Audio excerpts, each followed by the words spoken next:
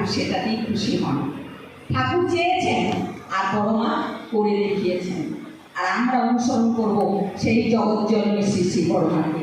তার চলা, তার বলা, তার কথা, তার সেবা, তার সম্বর্ধনা, তার ভালোবাসা।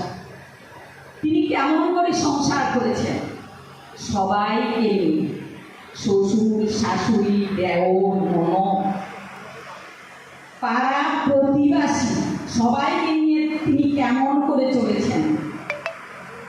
প্রতিমার মতো তিনি বা জলের মতো তিনি শান্ত, তিনি চলেছেন তার কর্মপথে।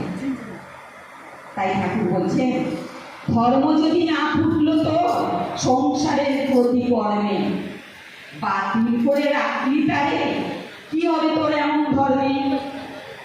আমরা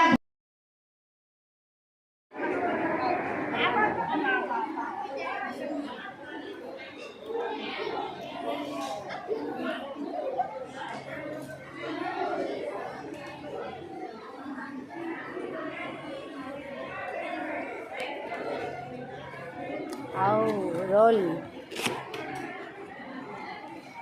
মোহন, এটা রোল আছে না?